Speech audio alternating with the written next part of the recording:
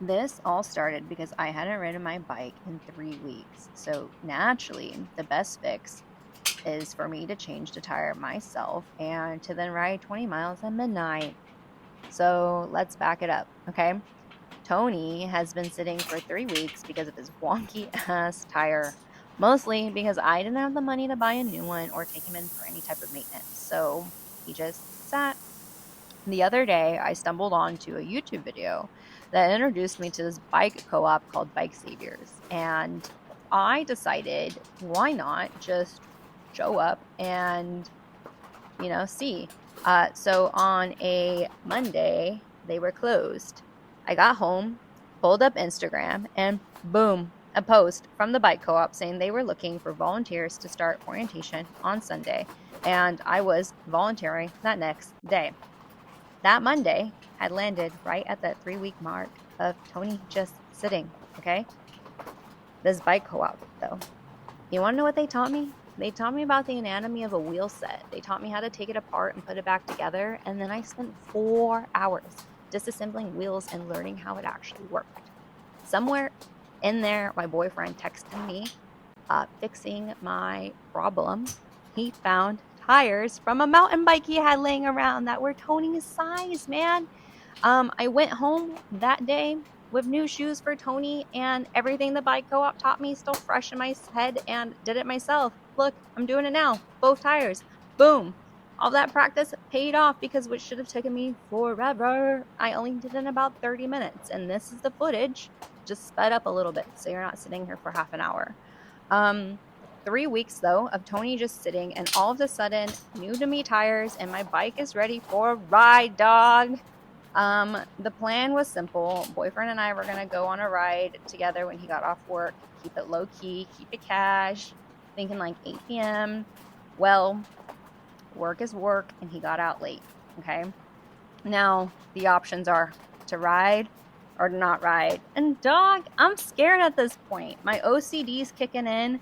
Poppy's having me in a spiral going, what if? What if? I'm scared of the dark. I'm scared of the cars, the road. It's 11:30 at night, So here's the thing. I've been trying to do exposure therapy, and a good chunk of this is my OCD. I call her Poppy. And she's saying things like we don't belong on a bike at 11:30 p.m. because it's morally wrong to be on a bike at 11:30 p.m. And we know that's not true. Okay, so we have to do the thing we've been learning and sit with the discomfort or go against the comfy. Be on the other side of fear, I look at my boyfriend and he looks at me. He puts on his cycling cap and says, "You got this," and we were off. So 11:30 at night with new to me tires, I had just put on myself. We went on a midnight bike ride. Miles 1 through 10, incredible.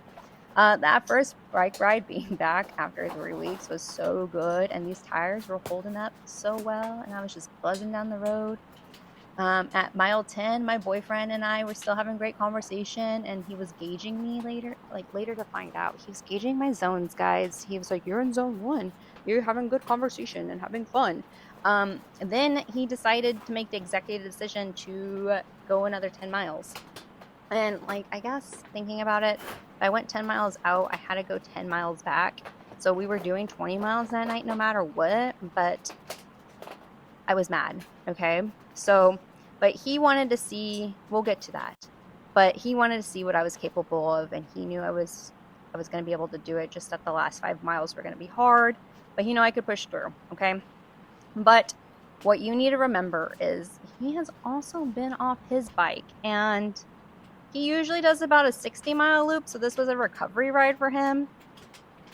20 miles recovery ride for him.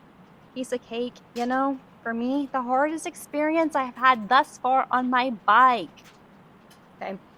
But somewhere around mile 15 is where I changed. That's where I got angry. That's where I got mad. I said things I didn't mean. I said I hated you.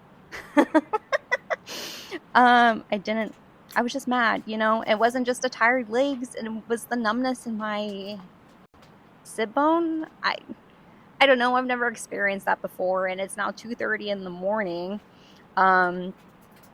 We went to take a break. I fell off my bike from not being able to feel my butt, and you fall down 9, get up 10, but I digress. Mile 15 to mile 20 was the longest 5 miles of my life, but I kept going because I had to. And that's the thing about the bike. You have to ride it or walk it back, and that is some built-in dedication. Something I've been struggling with. So now 20 miles done, over with. New PR in distance, new PR in a couple areas too. I think I got one for like speed at a certain point, and then like a couple other like Strava stuff, but I'm not quite sure how to reach Strava yet. And it's now 3 a.m. I'm no longer mad at my boyfriend for our recovery ride, but joyful that I finished. Not joyful enough that I had to walk up 3 flights of stairs, but yeah, I only had 5 hours of sleep that night for the next morning, and that was the best sleep of my life. So here's what I keep coming back to though. I fixed Tony myself for the first time and then immediately trusted that he would take me further than I had ever gone before. Not that, I mean, I kind of had a feeling I was going to do a 20-mile bike ride. I told him I wanted to do a 20-mile bike ride, and then I started freaking out. Again, the OCD, I got scared, guys. But I just didn't feel ready, but I went. You know, I had to learn to trust myself. I have to learn to do it scared. We all have to do it. Do it scared. Do it not ready. Do it anyways. Just go. Joy is on the other side of fear, and sometimes scared looks a little like a wonky tire. Sometimes it looks like a midnight bike ride, you know, but either way, I'm building a new me, one joyful fear at a time. So thank you so much for watching. I will see you on the next video.